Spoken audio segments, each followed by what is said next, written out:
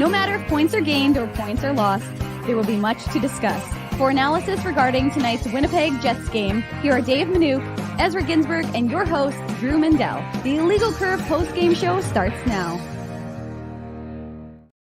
Good afternoon, Winnipeg. Good afternoon, Manitoba. And for all of those joining us live somewhere on the interweb, good afternoon to you. And welcome to the final Illegal Curve post-game show of the 23-24 season. The calendar year ends today. But as you notice, Dave Manouk is here. I've been here all weekend. But that is not Ezra Ginsburg. That is not Drew Medell. That is Connor Harabchak of Winnipeg Sports Talk, repping the Winnipeg Sports Talk brand on his hoodie. Connor is, we took Connor, we took Jim Toth out of IR, and we forced him to get healthy enough to compete. We're taking you off of IR, and we're putting you in the bullpen. So how you feeling? Welcome to your debut here on Illegal Curve. Yes, thank you very much for having me. Feeling good. A lot of people might have seen that yesterday I wasn't at the game. I was pretty sick with the flu. But like you said, I was activated off of IR today and good to go. Ready to talk about this huge win. Well, as folks might know, I've got a soft spot for anything Moose related. Connor and I spent many a night together when he was getting his feet wet in the Winnipeg media industry at Moose games. Now he's gone big time. We see him at Jets games. We will not see him in 20 minutes. As you know, folks know, I'm going to be late for the final Moose game of the season. They're taking on the Texas Stars in 20 minutes time at Canada Life. There will be fireworks. I'm hoping to be down there for the second period, but it's already a pumped chat, Connor. There's a lot of folks here, so I'm not going to leave anybody early. I'll try and do double duty as best I can, doing dual loyalty, Jets and Moose, because we have to provide coverage for both. So we'll try and get some Moose coverage, but that's going to be later. Today, it's all about the Jets talk, because the Jets went into Minnesota, and they continued their December to remember. They keep it rolling along. It didn't. It started off interesting, of course, which we'll get into in a second. And then the Jets were able to pick up a win courtesy of the Minnesota man, Dominic Toninato, and the play of Laurent Brossoit. Lots to talk about in this game. Maybe just give us your initial thoughts on the hockey game this afternoon that took place in St. Paul. I mean, you said it right there. They got the win because of Dominic Toninato and Laurent Brossoit. I mean, we've talked all year about this team's depth and their depth up front, their organizational depth on the back end. And then their backup goaltender, who's now 3-1 in the month of December. And the one game he lost was a 2-1 loss to the Sharks. I mean, Brossoit is having a great year. Dominic Toninato chips in. Vladislav Nemesnikov, the power play, finally scored in a big moment. This was a fast, physical game, but the Jets' depth came through and got them the win. Yeah, it's funny, though, because I had just previously, I'd said the Jets man, and then I wrote advantage in quotes. And then Vlad Nemesnikov, clearly reading our tweets there, Connor, on the bench, clearly. Seconds later, doesn't even take a second. And, that's one of the things they talked about, right? Shooting quicker and getting those shots off. And that's exactly what he did, catching Marc-Andre Fleury. And it was a rocket of a shot by Vlad Nemesnikov. And that had to, it's one of the things I noticed, I looked at the game previously and I tweeted this, was the depth. Because we've talked about the depth, needing depth scoring. And the first line, which we've talked about, and their possession numbers and everything looking so good for Velarde, Ehlers, and Scheifele. Well, they've cooled down of late. And who scored the goals? Nino Niederreiter has 2. Alex Iafallo, Axel Jonsson-Fjällby, Dominic Toninato, Morgan Barron. These are the guys who are scoring for you. And it's a good thing. Adam Lowry, and of course, that was his 100th goal in the NHL. So that's I think one of the things you just said was the depth. And that, to me, is what stands out from this last couple of games. 2 huge games. I mean, we talked about it yesterday on the Illegal Curve Hockey Show. I mean, the Jets came into this weekend 8 points up on a hard-charging Minnesota, a Minnesota team that hadn't lost very much under new coach John Hines. They'd come into Winnipeg on a 4-game win streak. Now they're on a 2-game losing streak, and it's all courtesy of the Winnipeg Jets, who outscore them 7-4 in the 2 games. So it's just another testament to the way this hockey team has been playing of late. Yeah, they ran into the wagon that is the Winnipeg Jets. I mean, they're 10-1-2 in the month of December. This team is just rolling through teams. Their losses have come against bad teams, which is weird. Like I said, they lost to the Sharks at one time.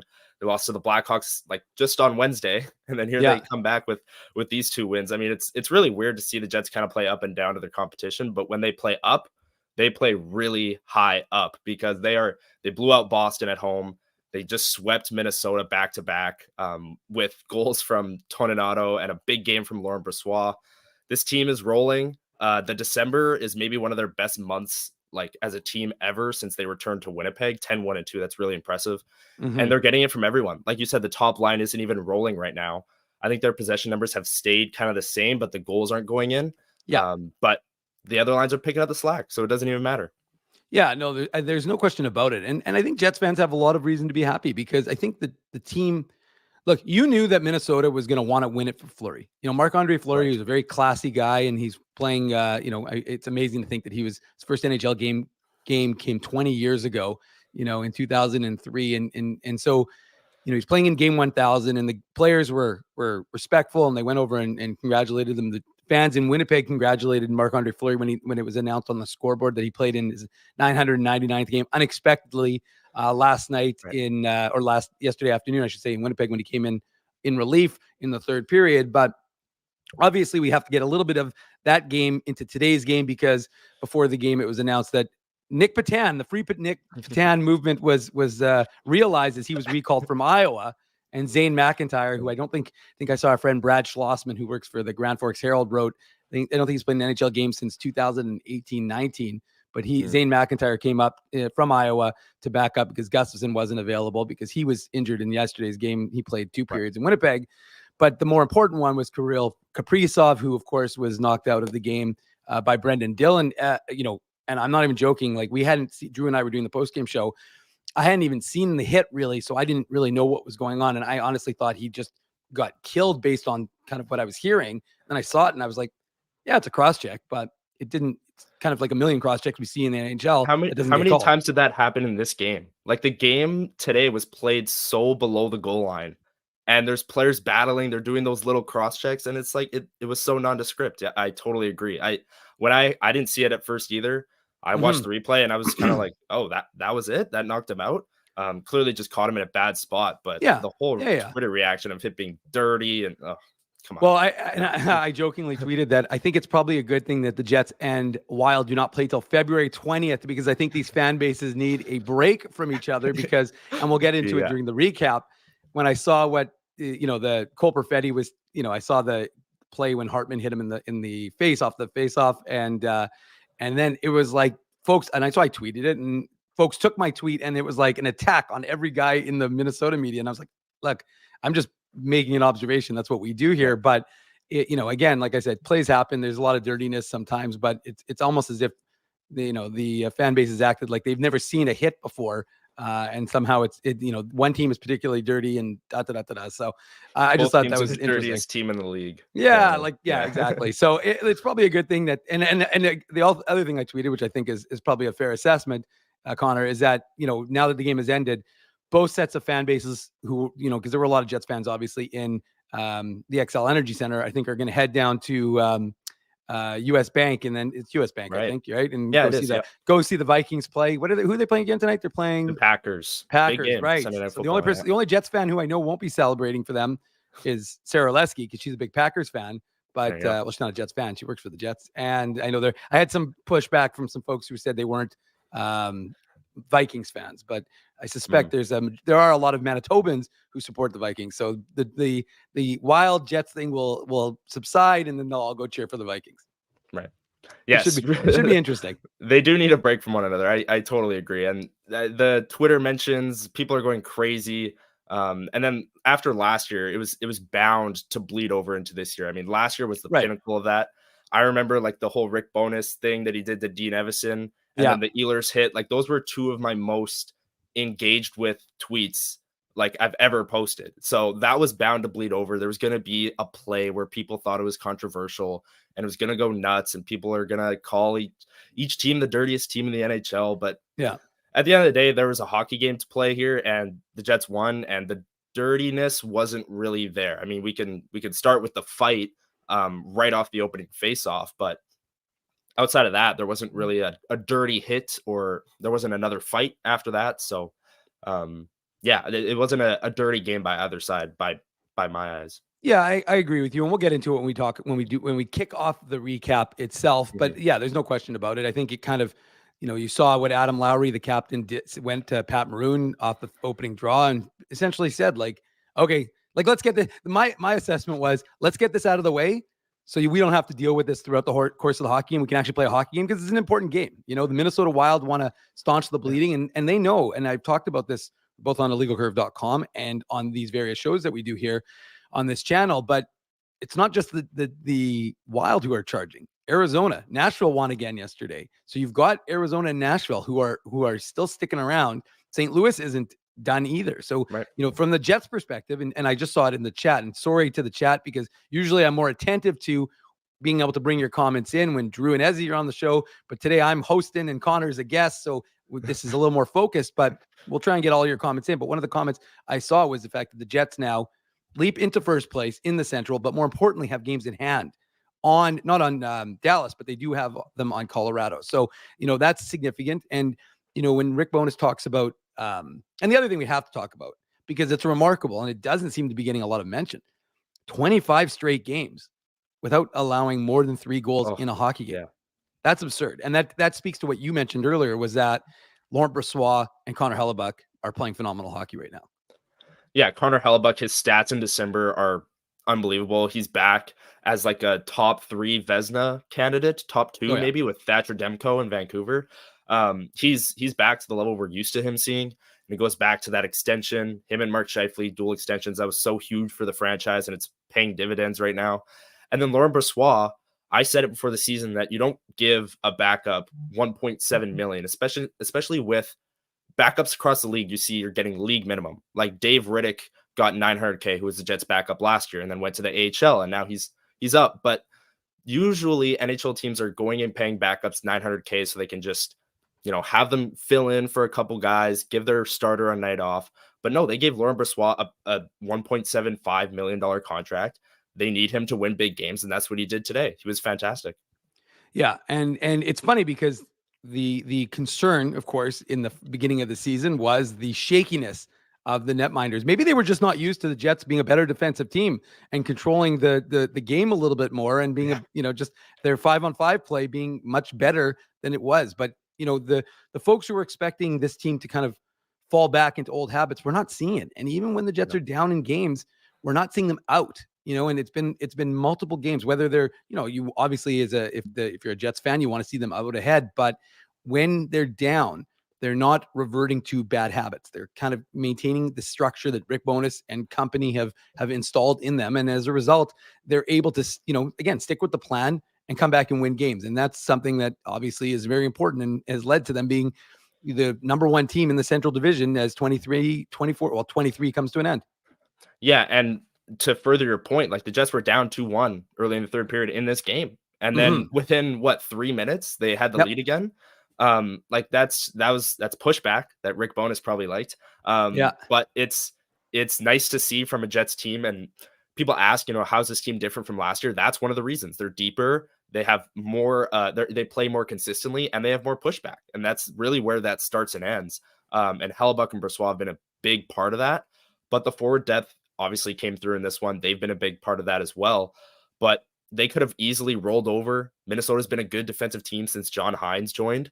No, they went and got 2 goals just like that, took the lead. And then the Jets with a lead, we know how good they are at suppressing chances against. They're one of the best teams in the league playing with a lead. Yeah, like you said, obviously you want to see them playing with a lead, but I think they're especially good playing with a lead, better than the league's elite around them.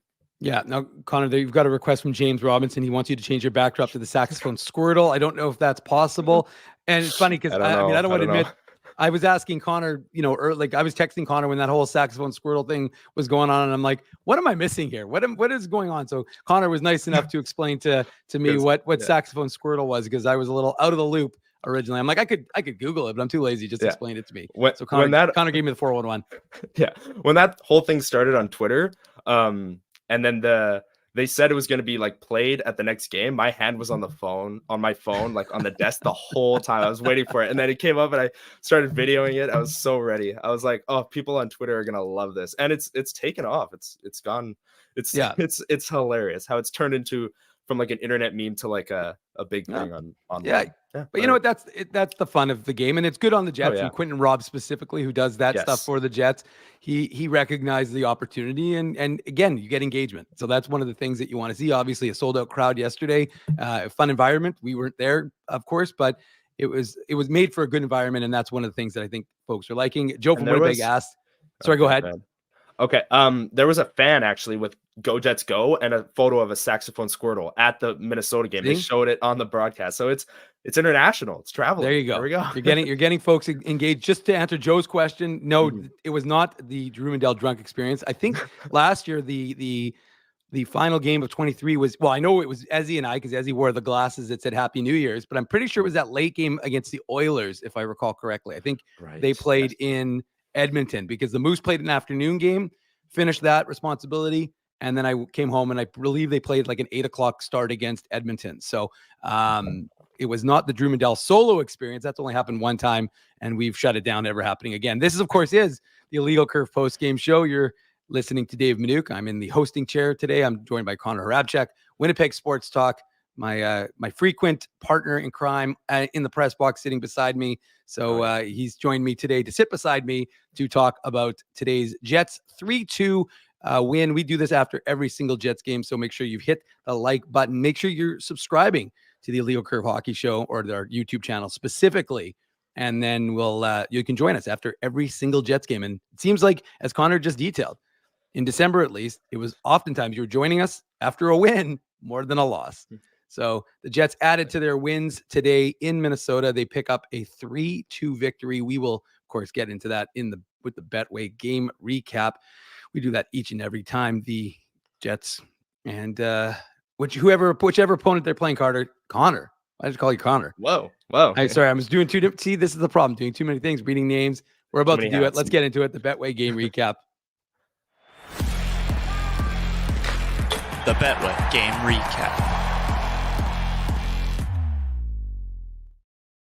And before we even talk about a goal, we've got to talk about the Adam Lowry dropping the gloves with Pat Maroon. Because, look, some people think it's stupid. Some people think it's unnecessary. I mean, again, I'm of the opinion, I understand it. This is my thought, and then I'll get your thoughts on it. And we can, of course, have the chat jump into as they like to do, jump in and let us know their thoughts as to what they thought about this situation. But to me, the idea is you just settle it. And it's two guys who, they weren't involved in the play specifically. And, we're talking about Kaprizov getting hurt, and Brendan Dillon, with Brendan Dillon. And of course, you'd say that Middleton and Dillon fighting would have ended it. But clearly, with Kaprizov not playing in today's game, there's still that bad blood. So Lowry speaks to Maroon. They drop the gloves 2 seconds into the game, and they deal with it. And the idea is, at least my perspective is, and we talked about this a little bit, is just there's a hockey game to be played, and it's an important 2 points, and we don't need stupid stuff that's going to happen. Potentially, you're trying to offset that. Now, we'll talk about it again. There was some stupid stuff that happened because Minnesota has some players that tend to play a little bit on the edge, if you will, and so that kind of thing still transpired, but it could have been a lot worse potentially if that didn't take place. So what are your thoughts on Lowry dropping the gloves with Maroon? Because, and just quickly, sorry, one last thing. If you notice, I'm not going to say it was a half-hearted fight, because they definitely dropped him and threw him. But even at the end, when Lowry got back up and they kind of got ready to chuck, Maroon kind of just backed off it, with a kind of said, didn't even need to be pulled away. Just kind of was like, okay, I'm done. Yeah. And that made it clear that they were just doing it just to settle it, just to get this over with. We know this is going to be a hard fought game. We know there's going to be fights. Let's just fight and get it over with. And yeah, I agree with what you said. A lot of people said they didn't like it. 2 players uninvolved in the play. Mm-hmm. But like I said earlier, there's the Ryan Hartman play on Cole Perfetti, which we'll get into in a second. But I didn't think this game was overly dirty. There wasn't any dirty hits from behind per se. There weren't any fights. There weren't any majors handed out. And you could argue that fight kind of prevented anything dirty happening. It was just kind of, okay, we know emotions are high. We're just going to fight, get it over with. And then we're going to play hockey, because it's a huge 2 points that Minnesota needs to win. And they need to win their upcoming game, so they can't have a player getting suspended like a Ryan Hartman last year. But I think it worked for the purpose that they set out to do, which was settle whatever animosity there was from the Kaprizov thing. And let's not forget that Dylan answered for the Kaprizov thing in the game on Saturday. So they're uninvolved in the play, but Dylan already answered for it. This is Lowry saying, I'm the captain. I'm going up against Pat Maroon. We're just going to fight. We're going to settle this. We're going to get it over with. And then we can just play hockey. And they kept it relatively clean. I mean, the Hartman play definitely wasn't clean. But there was no, I was expecting, you see these two teams play, you're always expecting like some big hits from behind or a major penalty handed out or like multiple fights throughout the game, but there wasn't that. So I think it worked for the purpose they set out to do. And I didn't hate it. Okay. Well, and the other thing the little bit of pregame stuff. What is going on? Why is there no pregame show? Am I missing something here? Because like I tweeted it out before and I'm thinking to myself, like, as much as I love our boy Jesse Pollock doing some sort of best something of the year, I just cannot get over the fact that the Jets, there's not a Jets pregame show. Like I remember thinking to myself, like I was in Anaheim for a game and I think it was a game and the Ducks had a pregame show. And I thought to myself, why do the Jets not have a pregame show? Like, how am I missing something before every single game that there's not a pregame show? And I jokingly said, do folks want to see an Illegal Curve pregame show brought to you by Kron or Harabchuk? Because of course we couldn't all do it. We'd be murdered. But I'm not even joking. Like it seems crazy to me. Yeah. And sorry, I started the Betway game recap. That meant to be one of my preamble thoughts, Connor, was the fact that I just don't understand how there's not a pregame show. And again, you don't have to send them to Minnesota. You could do it out of Winnipeg. But I can't understand how there's not a 30-minute, like, especially with the nature of media changing. And there was nobody in Winnipeg nobody from the Winnipeg media, I should say, that was in attendance other than guys who work for the team. So the Jets pregame make an emergency. They put David Gustafson on IR. We should mention that, of course. That's retroactive to, I think, December 29th or December. No, it'd be earlier. Actually, it would be December whenever they play Boston. He's already eligible to come off. He's already eligible to come off, but they do that as a means of allowing them to have space. So then they make the emergency recall. Jeffrey VL, who, of course, everyone's seen my tweet of his fight with Alex Gallant when they fought I think it was in Calgary, which was one of the craziest fights I've ever seen. So they recall Jeffrey VL, and there's an opportunity for him. You don't know. And then, of course, that I will say everyone goes nuts. Yeah. I was going to say, Connor, we should probably mention that because it did rile things up. It didn't help that the Minnesota guys the Minnesota media were tweeting saying, oh, the Jets have called up their resident goon from the AHL. So that's inflamed things obviously significantly. And then, but the problem is, and the reason I'm bringing that up is because, well, one, it's pertinent, but two, we don't know what's happening. So line rushes are taking place and nobody's there. Like, and I understand, like from a economic perspective, to send guys on the road for a one-off isn't necessarily, has that necessary value versus them going on a 3-4 game road trip. And the Free Press is obviously the ones who are doing that. So I get it, but at the same time, but you're sitting there and you don't have any idea what's going on. Nobody knows what's happening, and you have to wait until puck drop to see if VL gets in the lineup. So it's a little unfortunate in that regard that there's not something that's a little bit more informative for the fan base to give them some information in terms of like what's going on pregame. And like I said, like when Dan Robertson and Kevin Sawyer do that, it's good because at least you're getting some information that you wouldn't have, for the half an hour lead up. And the reality is, and I think I speak for most people, everybody's like available for the half an hour before the Jets game because they're all amped. They know they're going to watch the Jets game for the afternoon or the evening. So to me, a 30-minute pregame show, maybe it'll be on Illegal Curve for the 24-25 season. Who knows? I don't know. But I just think it's something that it just shows that the market is underserved. And I just think it's something that should be added.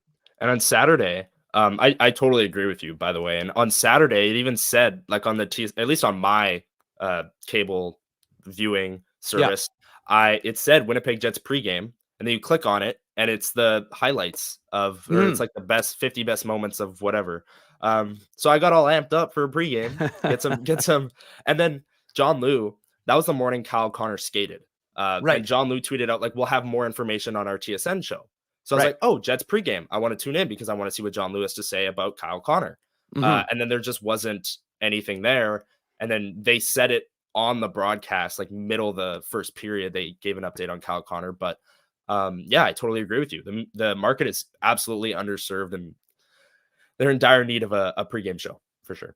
Well, Minkus, which sounds a lot like Manuk with an S, is in a big heck yeah to an IC pregame show. So Connor, we might have to be recruiting you to lead that effort, and we'll see. Might have to talk to Huss. Well, Dark Moon is saying I can only handle so much, and I don't disagree with that statement. But maybe what we can do is we can bring Connor in if folks like Connor. I mean, we're gonna have to. This is your trial right now, so folks are. I want folks in the chat to give Connor a big thumbs up. We'll find out after. Maybe we should do a poll, Connor. The Connor poll. Oh no! But don't do a poll. That could go bad. Joe's asking if I want updates from the Moose game. Well, I guess the game's already on. Connor, see, we've already had so much fun. We're 25 minutes into it. We haven't even gotten started, and I'm already missing the Moose game. Look at that. One fight. Yeah, we've gone through one fight, and now, of course, so let's keep it rolling. Yeah. First face off for the Perfetti line, and he takes that high stick from Ryan Hartman. And again, things happen in the game. Things get missed. It's definitely, I had people trying to say it was an intended stick lift. I'm based on it being Ryan Hartman to think that it was probably a little bit intentional. But it was a rough first period, a good first period. And I liked that, Rick Bowness used Cole Perfetti because I thought he was really good. He relieved, it wasn't in the first period, but there was one shift where the Scheifele-Ehlers line was made two big mistakes, which could have ended up in the back of the net. I think it was 1-1 at that point. And Perfetti came on as a replacement for Velarde, and he got the puck, relieved the pressure. So I actually thought he had a really strong game today. But that first period was rough for him because he takes the Hartman shot in the face, and then he prevents a goal by getting back on that 3-on-1 and sliding into the net. But he looked like he was in a little pain there as well.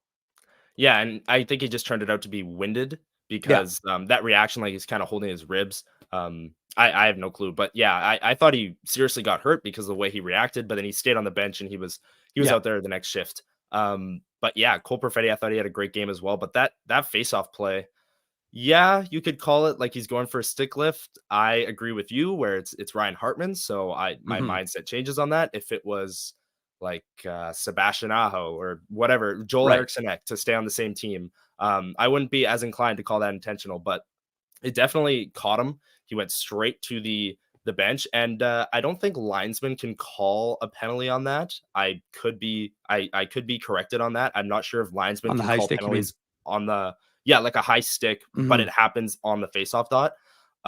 If that's not a rule, maybe it should be because the linesman is right there. He can see just fine. He probably saw Hartman get or Perfetti get hit right in the face. But definitely a missed call.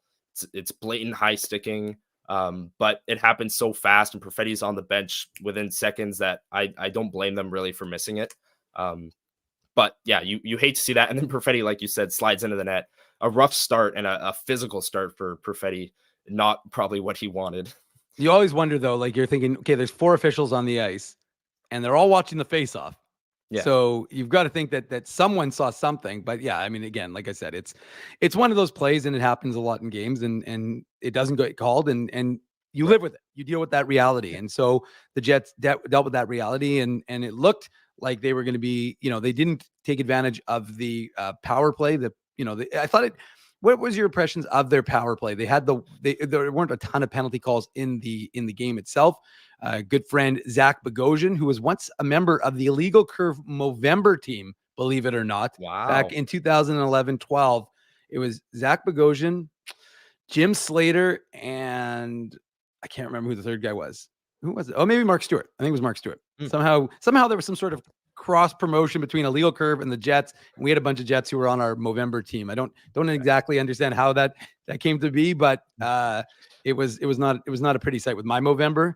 But anyways, regardless of that, Zach Bogosian, former Jet, who was of course passed in games by Brendan Dillon yesterday, as I mentioned on the show. Right. He takes the penalty, and the Jets power play gets some work. They didn't score, but did you see anything on that power play that led you to think things were improving in that area? Because of course, I think they were 3 for 30 coming into the game. Yeah, I think I did see some things, especially yesterday. There was they went 0 for 4, and you can't really excuse that. But Velarde misses a wide open backdoor tap in, and they generated a lot, I thought. And Rick Bowness agreed with that statement in the post game. He said, "I thought the power plays were good. We just didn't finish our chances."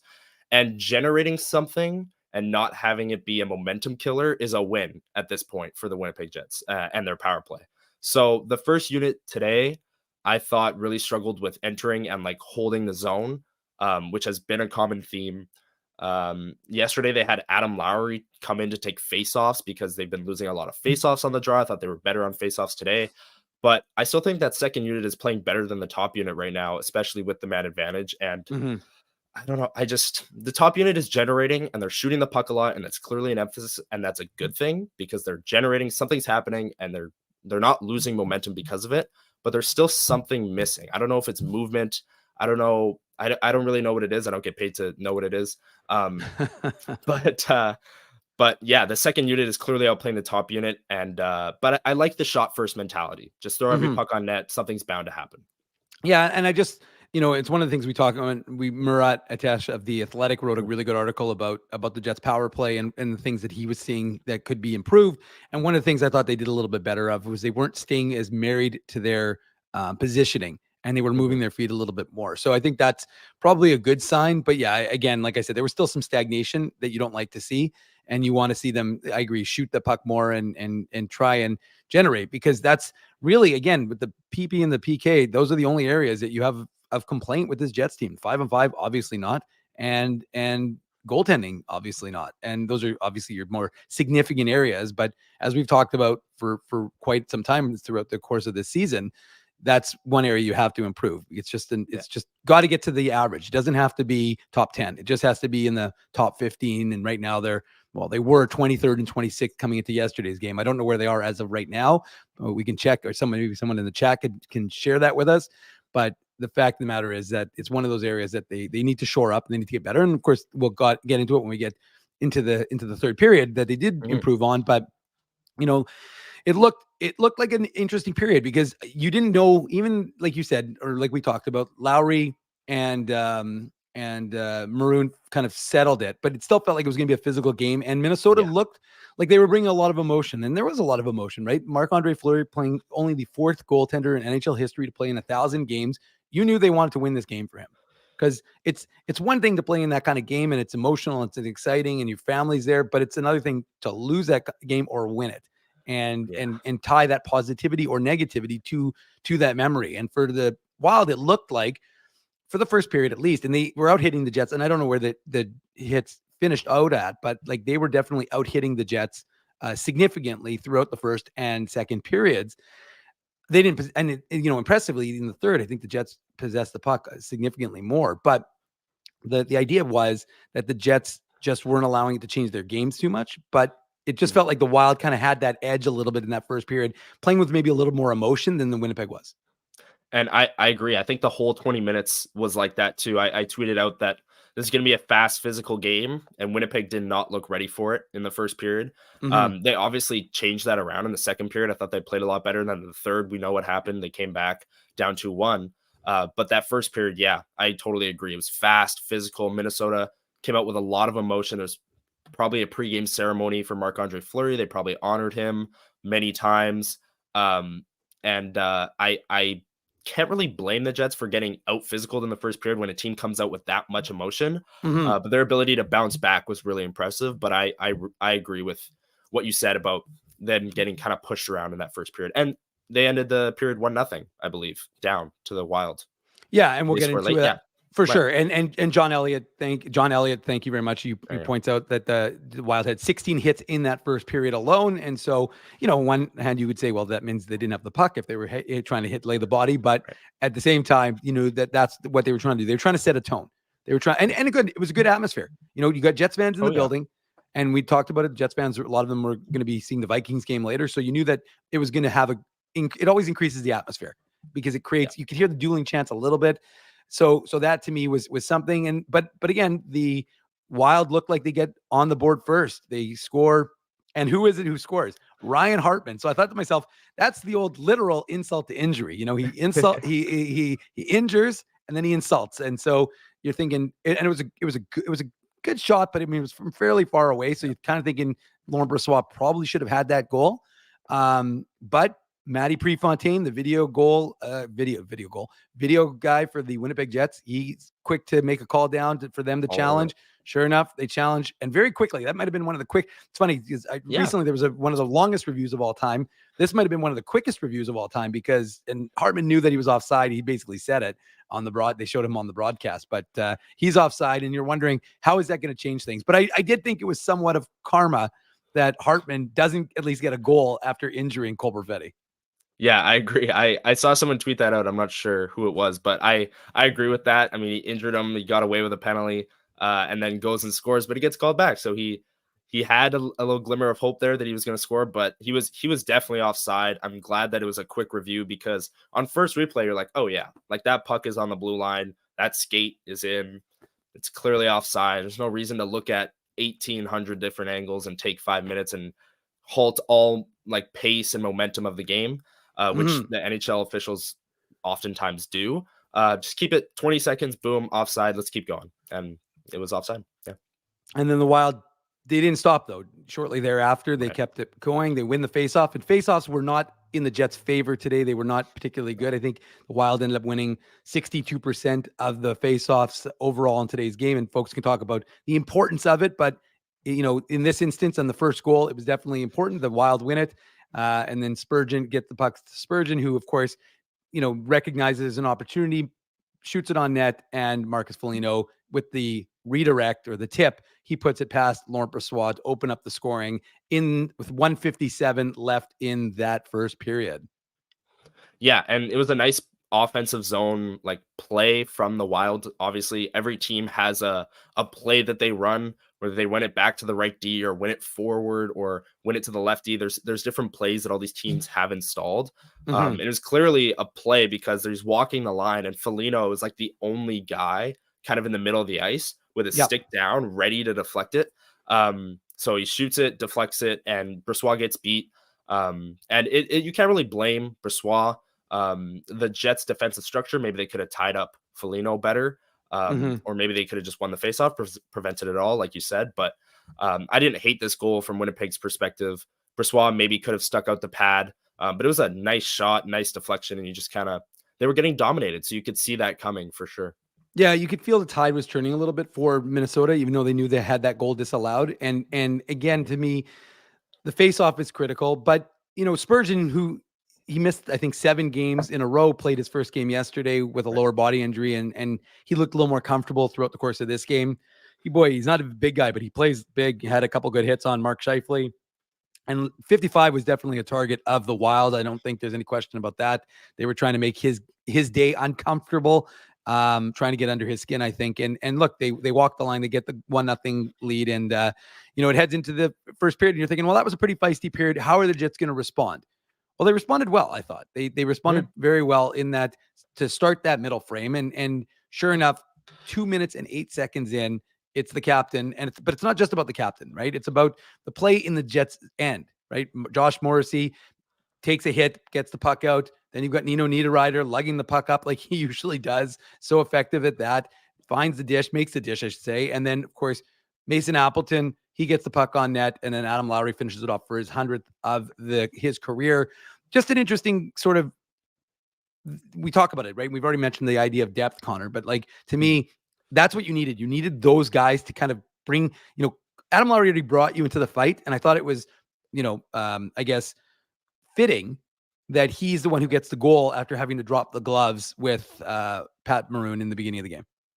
And he was one step closer to the Gordie Howe hat trick. He was. Right? So he was. But 100th career goal, and it was Murat Atesh who tweeted it during the game, but he was like, how else would Adam Lowry score his 100th career goal? Like a rebound in front, greasy, jam it in.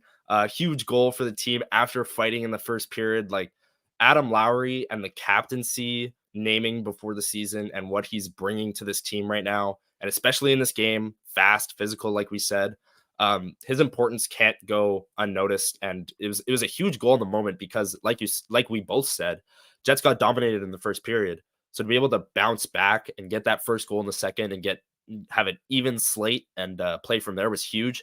100th career goal, props to him. And here's to 100 more. He's already 30, but we'll see. I'm not so sure. It's not, goal scoring isn't his forte exactly. Although Mason Appleton, we should mention, that was his 13th assist of the season in game 35 for him. And so that is ties his career high for assists. He's on pace for around 30. And that would be rather significant. Again, we talk about contributions, and you want to get, it has to be up and down the lineup. You know, if the first line isn't scoring, which they haven't been doing of late, well, guess what? You have the second, third, and fourth lines all scoring, and that's a significant advantage. And part of the reason why the Jets are, you know, and Garrett Hole was talking about this, I saw on Twitter, you know, the importance of offense versus defense. Mm-hmm. And, you know, we say how important defensive hockey is, and the Jets are a testament to that. And one of the things I mentioned yesterday on Twitter, I thought was remarkable. The team only gave up 86 goals coming into today's game. 86 goals. The next closest team to them in the Central was Arizona at 99. After that, every single team, Colorado, Dallas, St. Louis, Nashville, Minnesota, has given up anywhere from like 106. I'm not going to mention Chicago because I think they've given up like 129 or something like that. But they've given up 20 more goals than the Winnipeg Jets. Same number of games. Now they're scoring a little bit more, not significantly more than the Winnipeg Jets. Yeah. So that's a testament to the importance of defense, but ultimately you need to have offense. And part of that is having offense from all across the board, because if you're a one-trick pony and if you're only scoring because Mark Scheifele, Nikolai Ehlers, and Gabriel Velarde are bringing it every single night, you know, that's not going to be good when those guys do what they're doing right now, which is going a little bit cold. And instead of, you know, being able to rely on other lines, you're not able to. Well, what are the Jets doing right now? They're relying on other lines, and as a result, they're winning hockey games. Yeah, and that third line, I mean, you bring up Mason Appleton being on pace for 30 assists. The first name that comes to my mind is Nino Niederreiter. Like, we've seen Lowry, Appleton, and then Phil, whoever you want in on the left wing. We've seen that in years past. Yep. Those lines have sometimes struggled, and like they've gotten shelled in terms of shot possession, chances, expected goal share, things like that. But Nino Niederreiter has completely turned this line around. They're both a shutdown line and they're chipping in offensively. And it's huge for the depth we keep mentioning on the show. But that third line, they started the year really hot. They've been consistent ever since. And Lowry with a huge goal. Appleton's having a great year. And Nino Niederreiter already has 13 goals. He's on pace for like well over 20. He has kind of unlocked that line in a sense, and they're dominant. They're perfect for a game like this that we've said many times, fast and physical, and they were rewarded with a goal, and you can't really argue against it. They should have, and they had many other great shifts throughout the rest of the game. Well, and they also hit a lot of posts. You know, Brendan Dillon smoked the post. Dylan Sandberg smoked the post. Well, he didn't smoke it. He hit the post. Brendan Dillon smoked the post. Yeah. But the fact of the matter is that, and I think I saw Mike McIntyre of the Winnipeg Free Press tweet, I think that's 8 posts in the last 3 games or something of that nature, because of course they hit a bunch of posts in Chicago. So we know that the Jets and the Posts have not been very good friends because they're a little too familiar with one another. But it's a 1-1 game after 40 minutes. And, you know, again, it seems rather appropriate to me, at least, that, you know, the one thing I liked was, at least I thought was going to happen, was that the refs were going to put away the whistles, because we didn't see, you know, there was the one penalty in the second period, and it was a delay of game penalty, so you have to call that on Dakota M. Remus, which I always laugh at his name because I always think of Michael Remus whenever I see M. Remus, usually playing for the Iowa Wild.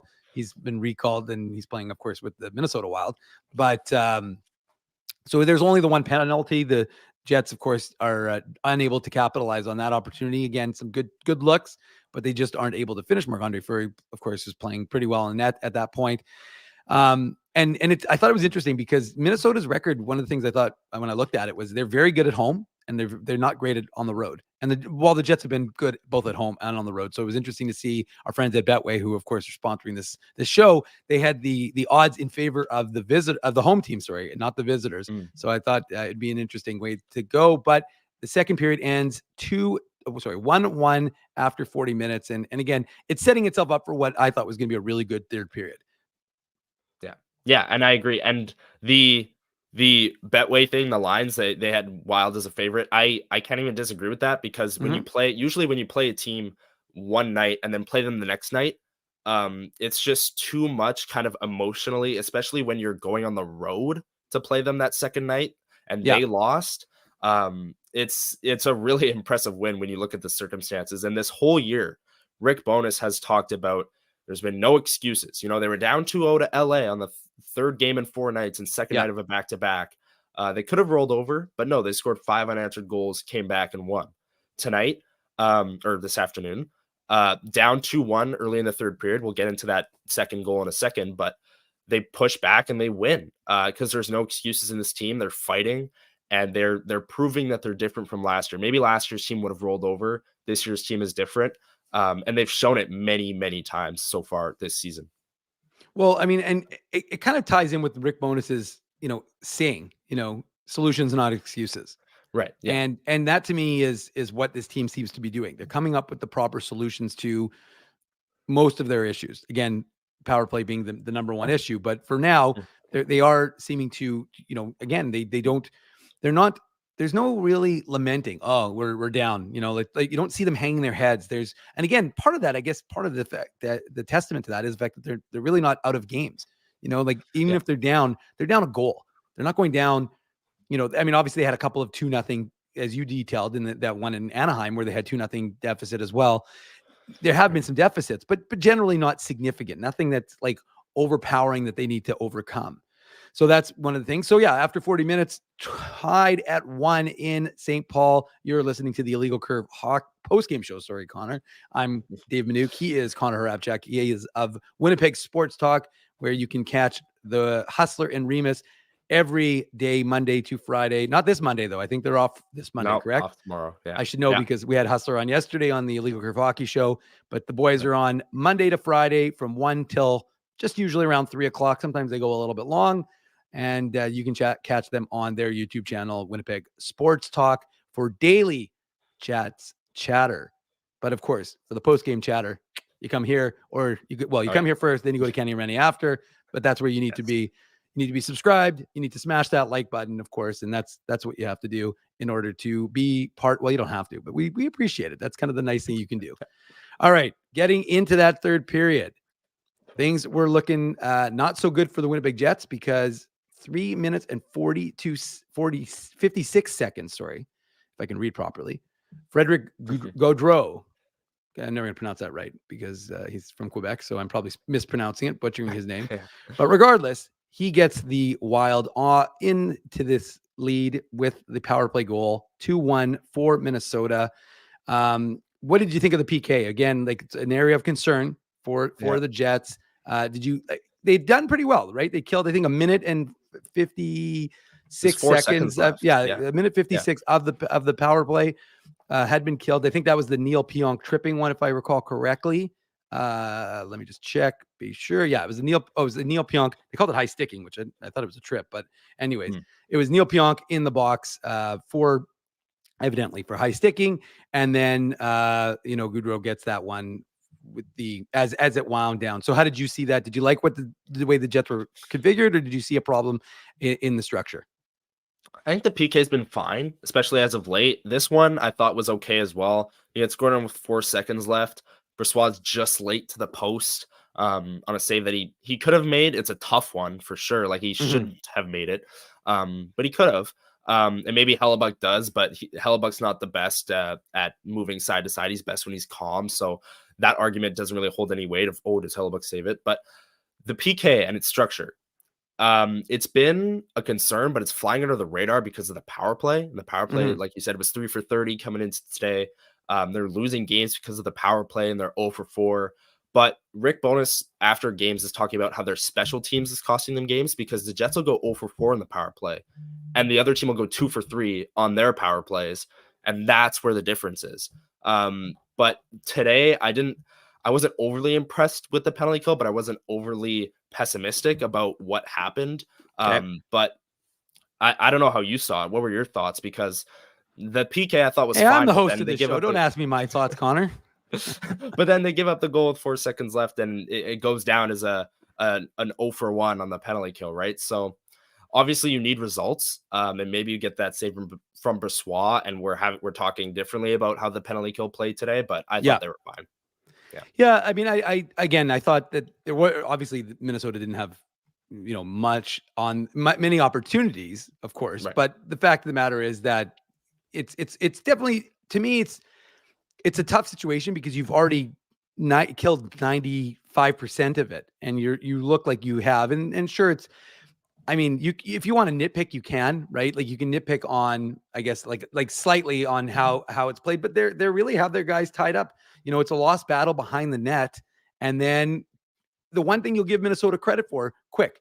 They don't sit on it too long, right? So they win the pack battle behind the Jets net, and then they get the puck over, and he blasts that one home. So, again, it just, to me, it was also more importantly to follow the reaction of the Jets and to see what they were going to do with Minnesota. And I actually thought that they, and although worth noting, Nick Patan, the secondary assist. So Nick Patan was free from Iowa, and suddenly you've got the free Patanman movement is happening, but he's doing it for the Minnesota Wild. So he gets a secondary assist there, and the Minnesota Wild have a 2-1 lead. It's going wild at XL Energy. Folks are excited. Folks are amped up.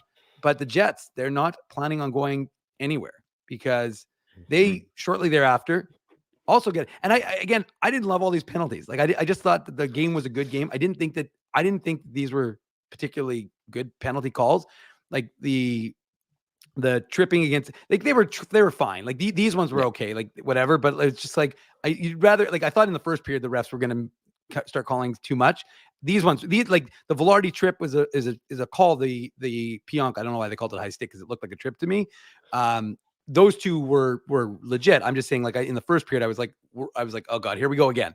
It's gonna be another game where the refs are calling these unnecessary penalties. Just let the game play.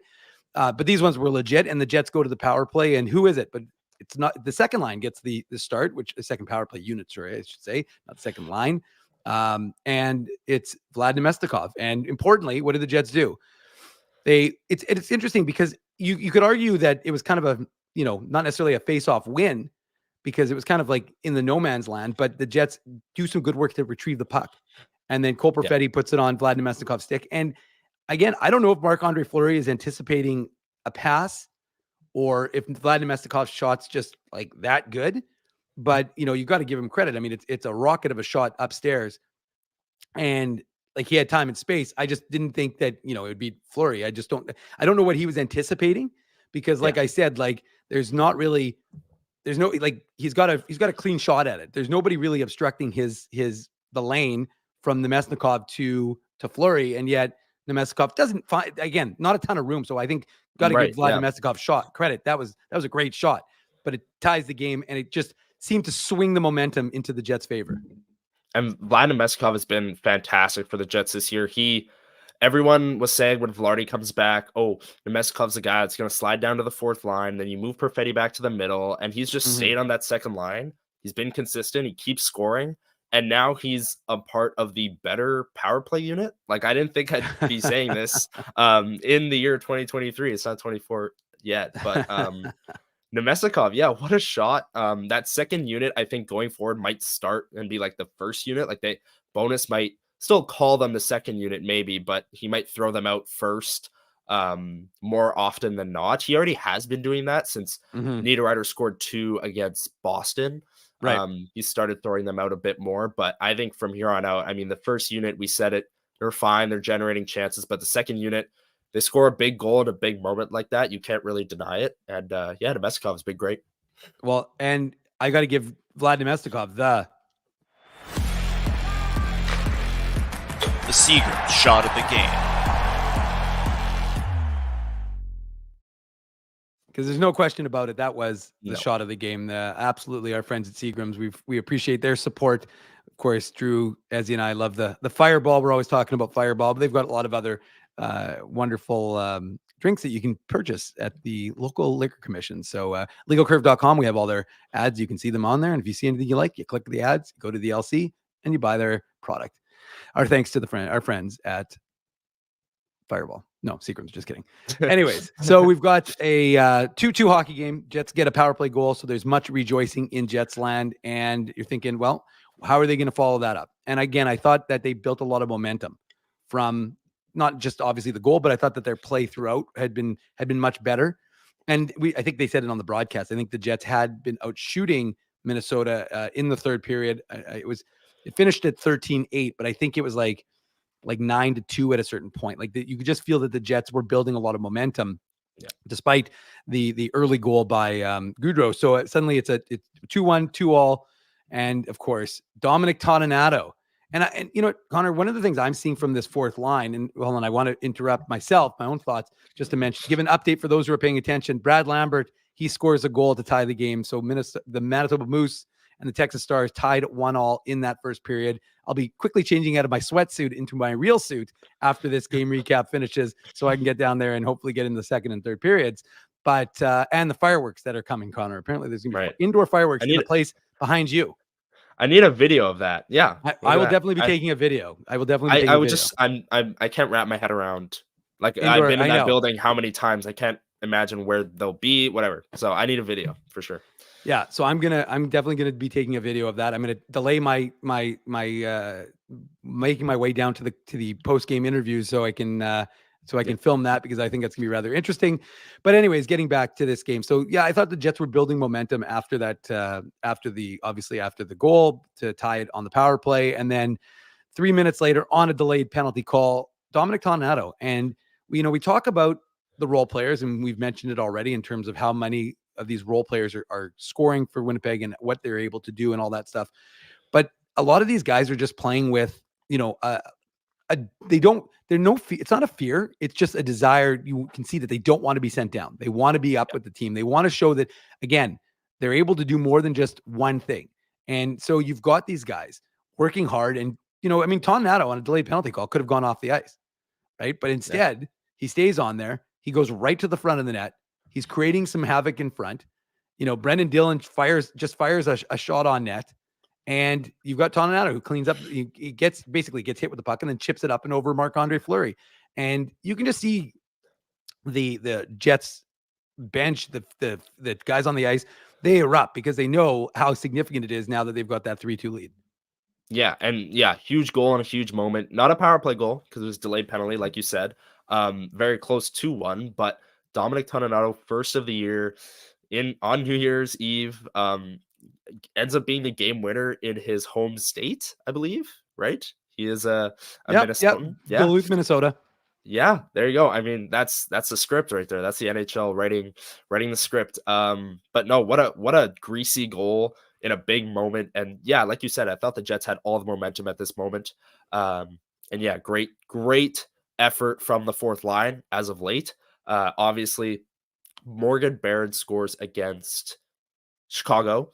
Axel Jonsson-Fjällby scores yesterday, and then Toninato scores today. The fourth line is chipping in depth, and I agree with what you said. This line is playing for their jobs.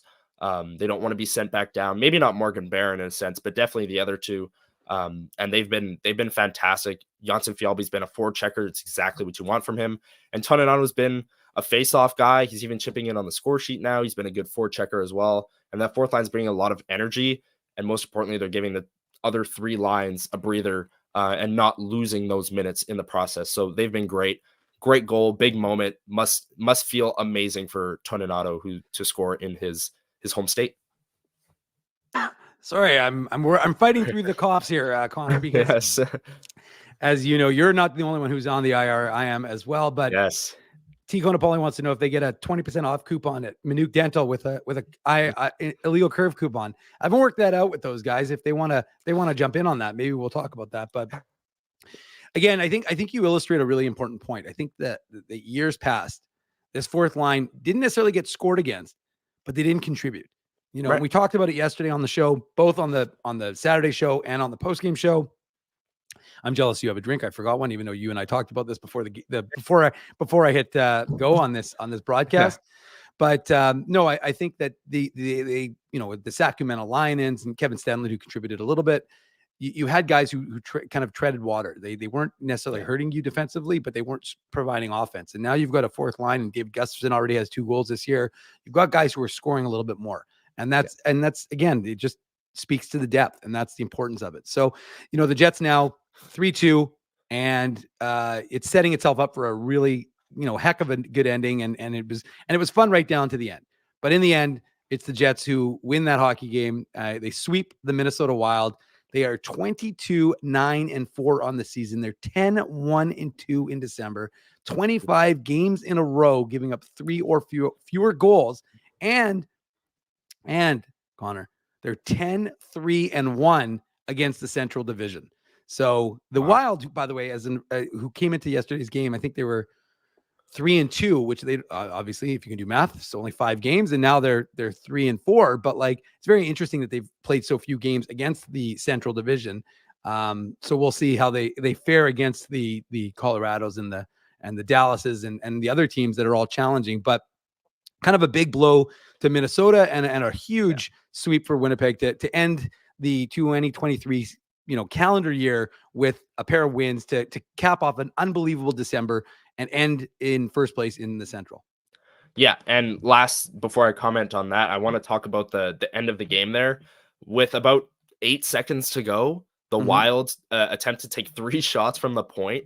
And I think Toninato blocks the first one. Yeah. And then like Dylan and then Pionk. I think like it was blocked. And then the buzzer sounded. It was Rick Bowness must have loved that. It was fun to watch. I mean, these players are putting their bodies on the line. They know how much that game meant. Keeping that puck out of the net with like under 5 seconds to go is great showing of effort. But yeah, this team is rolling. I said it at the start of the program. The Wild ran into the wagon that is the Winnipeg Jets. Like you said, 10-1-2 in December. A lot of those wins, like they beat Colorado twice. They beat Boston. They beat LA. They beat Minnesota twice on a back-to-back. Like a lot of impressive wins. And they're beating playoff teams, and that's all you can really ask for them going into the new year. Maybe they make a trade deadline acquisition. Maybe they don't. But as of right now, they're rolling. They are rolling, and we are going to roll into the commercials. That ends the Betway game recap. We thank our friends at Betway for that. We're going to head to commercial break. When we come back, we'll offer up some final 2023 thoughts, and then Dave M is going to head to the Moose game. Connor is going to enjoy some time off before maybe he'll let us know what he's doing for New Year's. But for now, we'll head into the commercial break. This is the Illegal Curve post-game show. Make sure you're subscribing and make sure you smash that like button for Dave M. Thanks very much. We'll be right back. Your coworkers love you because you always make them laugh. You're the life of the party with stories that have them rolling on the floor. Or maybe you're just the quiet one in the corner with the one-liners that just slay. Do you have what it takes to become Winnipeg's funniest person with a day job? Try your luck. Hit the stage at Rumors Comedy Club, and you could be walking away with $1,000 cash. Winnipeg's funniest person with a day job. Presented by Rumors. For all the details, head to rumorscomedyclub.com. So you're a pizza person, you married a wing person, but somehow your kids are salad people. You can't pick your fam, but you can pick your BP meal deal, starting from $18.99 for takeout or delivery at bostonpizza.com. The game can change just like that. Accidents happen when you aren't protected. So now what? Getting to your injury quickly can make all the difference. Help prevent them from being game changers with Linden Market Dental Center. Bonding, crowns, bridges, and dental implants. State-of-the-art treatments are available to help you get back in the game. To learn more, visit lindenmarketdentalcenter.com. Creating smiles for life. Whoa, Ezzy, everything okay? You look stressed. Of course I'm stressed. We're moving, the house is upside down, the kids failed miserably at packing the fine china, and my life is in chaos. Chaos! Yes, that does sound like a problem. What am I going to do? Ezzy, relax. Rolly's Transfer Moving and Storage is the answer. With 60 years of experience in moving Manitobans and a track record of exemplary customer service, one call to Rolly's and your stress is gone. No job is too big or too small. Just visit Rollies.com and they will take it from there. Thanks, Dave, and thank you, Rollies Transfer Moving and Storage, online at Rollies.com. Boston Pizza harnessed Fanalytics to test if the game is better at home or at Boston Pizza. The results are irrefutable. Catch the game at Boston Pizza, powered by Fanalytics. For 3 generations and over 80 years, Tough Duck has been making apparel that works and plays as hard as the people who wear it. From jackets to work boots and everything in between, Tough Duck's clothing can handle the harshest environments, even the Illegal Curve hockey show. Work to live, Live to play.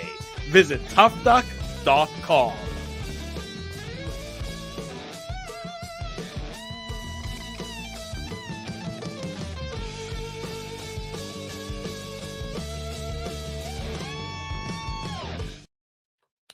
Welcome back to the final segment of the 2023 calendar year. This is the Illegal Curve post-game show. A little different. I'm Dave Minuk. He's Connor Harabchuk of Winnipeg Sports Talk. He's on IR or coming off IR. I'm a little bit on IR, but coming off IR. Yeah. Nice Brad Lambert goal to talk about for the Manitoba Moose on the power play. A little one-time action. Jets fans are familiar seeing Finnish guys on the power play score on the one-timer. So I'm not suggesting that he should be a solution this year for the Jets, but that could be something for the future. A little future casting for them. But look, it's been a good 2023. Of course, Connor. The Jets ended in good fashion with the sweep of the Minnesota Wild. Any final thoughts from the game itself, or just some overall thoughts from the Jets this season and your coverage of the Jets this season? Yeah, I mean the coverage has been a dream come true. It's been so much fun to cover the team and be up there in the press box and in the room after and all those things. And to sit beside me. And to sit beside you. It's been a dream, Dave. It's been a dream. No, but it's the 2023. It's hard to not start that conversation with Kevin Cheveldayoff. Mm-hmm. I mean, he trades for Nino Niederreiter, extends him. Trades for Vladislav Nemestikov, extends him. Dual signings of Mark Scheifele and Connor Hellebuck. $8.5 million per for 7 years. And then he trades Pierre-Luc Dubois, a top line at the time, center, for Gabe Vilardi, Alex Iafallo, Kapari, and a second-round pick, which has turned out great for Winnipeg. It's contributed to the depth that we've talked about tirelessly on this show. Mm-hmm.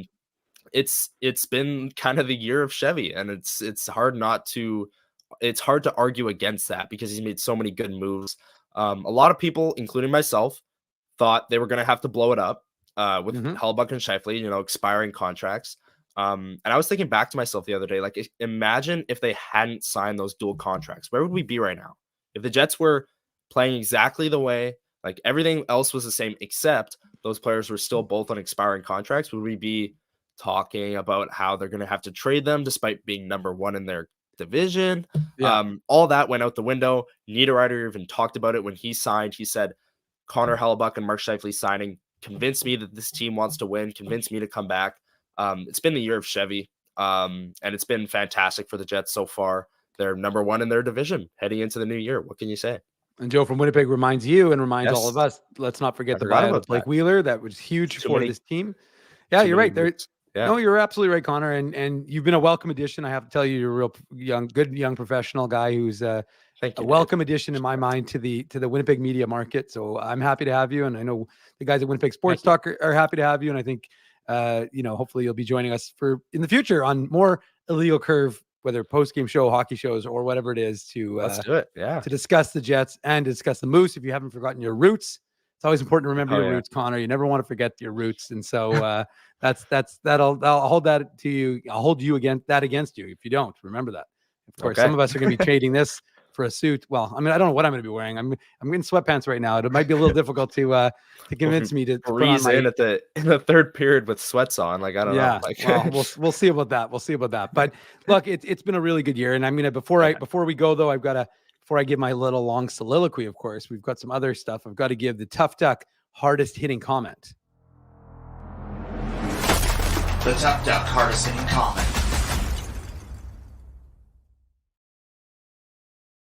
Well, we've been talking about depth, so I'm giving it to a guy who mentioned the depth and talked about the depth. That's Brendan Matheson. Brendan says, Tony and the fourth line have had a big piece of the team getting points. 5 points in the last three, a goal from each of Barron, AJF, and Tony. And, you can't disagree with that comment because it's what we've been talking about. The importance of depth in the organization and the ability to just kind of add a piece and not miss a beat. And that's what the fourth line has been able to do. And it's been able to show that it's an effective fourth line, regardless of who's on it, because they all fit that same mold and they all adapt themselves to whatever that line needs. And so, you've seen it from guys like Axel Jonsson-Fjällby and Dominic Toninato. When they get the call, we see it from David Gustafsson. These guys are doing what it takes to be a part of this team. And so, Brendan, send me an email, dave@illegalcurve.com, or slide into my DMs, I see Dave, and we will get you hooked up with, just send me your address, your mailing address, and we'll get you a Tough Duck tube from our friends at Tough Duck. Because again, it hasn't been a particularly cold 2023, and we're not upset about that. We don't want to jinx ourselves for 2024, but you will eventually need that Tough Duck toque to when things start to get a little chillier here in Manitoba. So congrats to Brendan. Yeah, and his comment was spot on. I mean, that fourth line's been fantastic, and the Jets have good options coming back soon. Like Gustafsson, like we said, already eligible to come off of IR. Rick Bowness said he was hopeful to play Saturday, so it's not a long-term thing with Gustafsson. Yep. Rasmus Kapari, he's coming back soon. I don't know if he's shed his non-contact jersey yet, or if, no, but he's skating with the non-contact jersey. Rick Bowness did say that he's hopeful that he'll come back and play in so not for the Tampa game, which is on Tuesday, but for the that road trip when they go to Anaheim, where they play Anaheim, San Jose, and Arizona. Okay. Yeah. So yeah, they have options coming back, right? And what do? As of right now, you keep those guys in the lineup. They've earned it. They're earning their jobs. They're earning their pay on that fourth line. But if one of them starts to slip, you've got good options to come right back in. And if there's an injury, knock on wood, but you got good options, organizational depth. We've talked about it. The Jets have it. Well, yeah, and that's absolutely the key is the fact that they've got those guys who can fill in and again, up and down, and eventually you're going to get it back from, the guys who are, like the Velardis and all those guys. They're going to go into these sort of situations where they're not producing to the same degree as they were, at that torrid pace, but that's somewhat to be expected. And like I said, when you get guys like Iafallo and Niederreiter and Lowry and everybody else getting those goals, you can afford to kind of take a step back. Well, like I said, I just want to end 23 by thanking Connor for joining us on this broadcast and thanking all of you for downloading the podcast and listening, joining us live each and every time the Illegal Curve Hockey Show or the Illegal Curve Postgame Show goes live.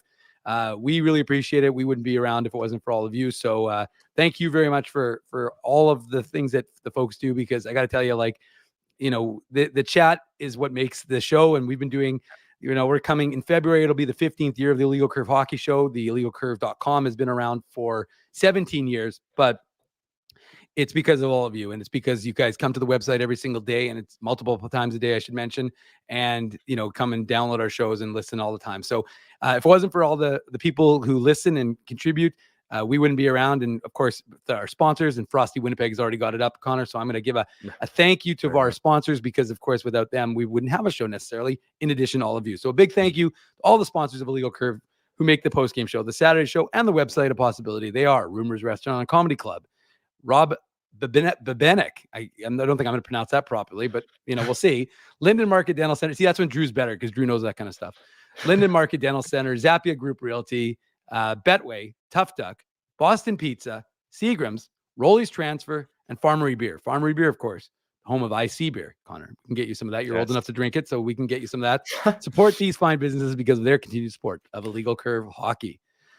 Whew. Well, I mean, it may be the end of 2023, but this is just the end of the 35th Illegal Curve postgame show, Connor, which means, and I'm not going to do the math because I'm too lazy right now, but there are still 57. Is that 57? No, or 47. No, 47.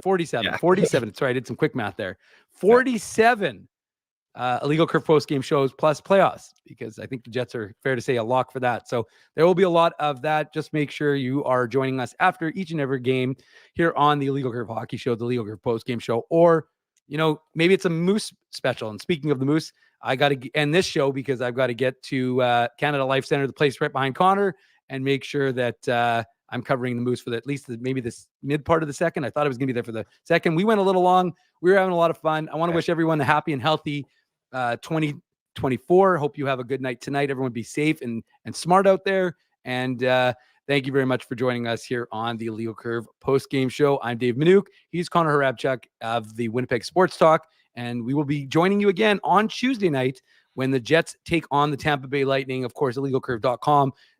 Despite everyone else taking a day off, Connor, we will not be. We'll be up with the morning papers tomorrow. Of course, the Jets recap is on the website already. Moose recap will be on the website later. And of course, like I said, the morning paper is fresh for you at 7 o'clock with all the latest Jets news. So on behalf of myself, on behalf of Drew, on behalf of Ezra, and of course, on behalf of Connor, I wish everyone a happy new year, a good night, and we will talk to you on Tuesday night for another Illegal Curve post-game show.